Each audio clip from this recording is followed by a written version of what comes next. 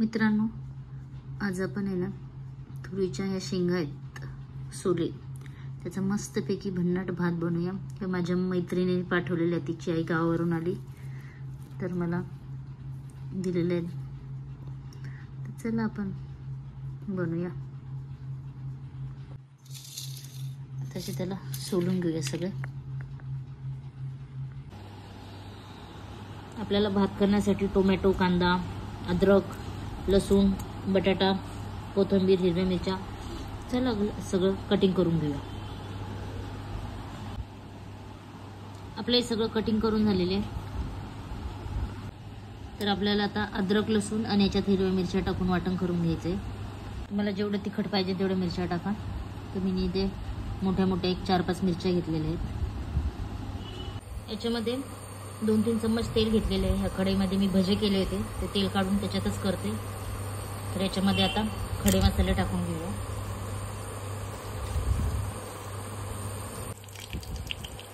तेजपत्ता टाकून घेतलेला आहे त्याच्यामध्ये।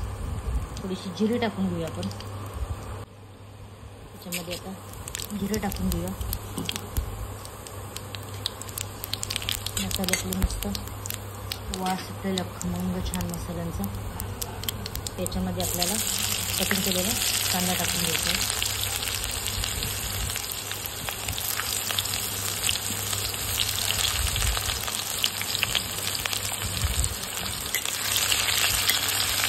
कांदा आपला मस्त भाजून घ्यायचा, आपल्याला लालसर करून घ्यायचा।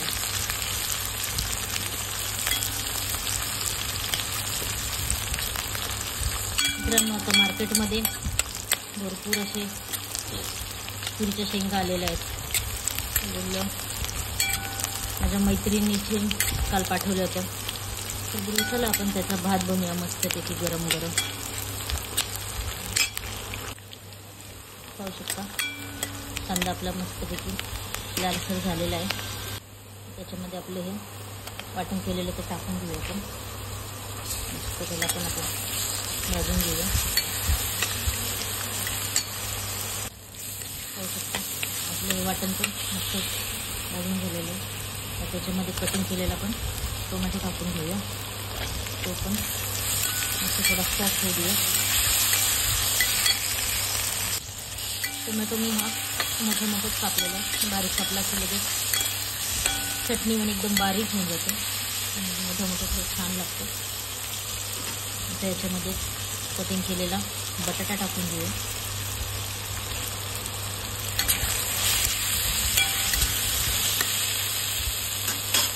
याच्यामध्ये मसाले, घरगुती मसाला, थोडी लाल मिर्च पावडर आणि गरम मसाला टाकलेला आहे। तुम्हाला हवा असेल तर टाका, कारण याच्यामध्ये कमीच टाकलेलं तिखट, कारण हिरव्या मिरच्या पण टाकलेलं आहे।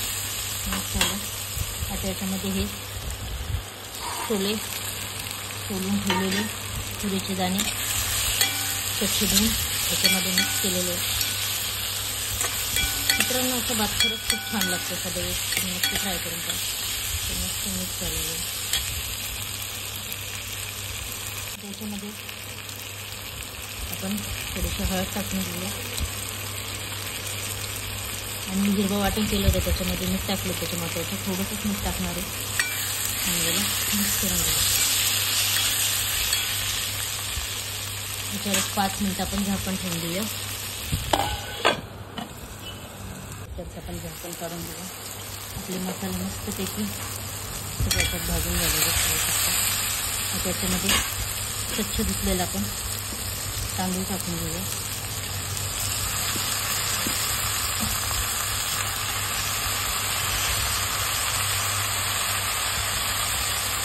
याला मिक्स करून घेऊया। मस्त सगळं मिक्स झालेलं आहे। एवढं मस्त वास सुटलेला आहे ना मित्रांनो। याच्यामध्ये कोणी कोणी पाणी एकदम उकळी आल्यावरती पण तांदूळ टाकतो, तुम्हाला जसा हवा तसा टाका। तर थोडीशी कोथिंबीर टाकून घेऊया याच्यामध्ये मिक्स करून आणि पाणी टाकूया।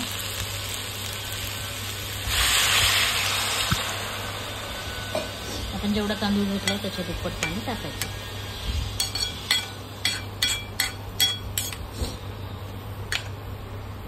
त्याला उकळी येऊ देऊ। पाहू शकता छान मस्तपैकी कलर आलेला आहे. त्याच्यावरती आपण आता झाकण ठेवून देऊया. आपण मस्त आपला भात शिजेल. आपला भात झाला की नाही बघूया आपण.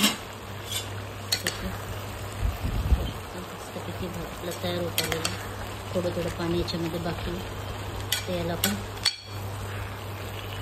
बारीक गॅसवरती ठेवून देऊया.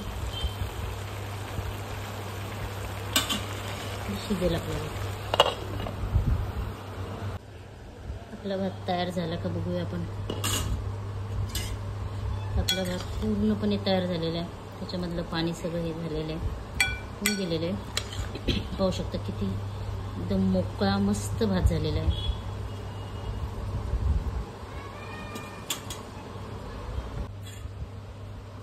त्याच्यावरती आपण मस्त थोडीशी कोथिंबीर टाकून घेऊया.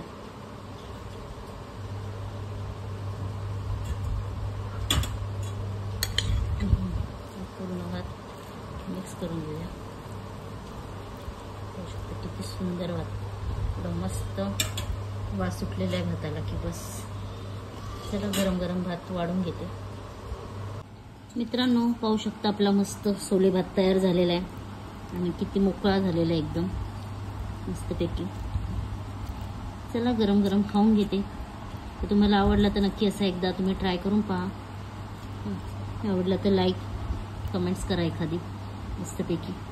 भेटू पुन्हा नवीन ब्लॉगमध्ये. Tata bye bye.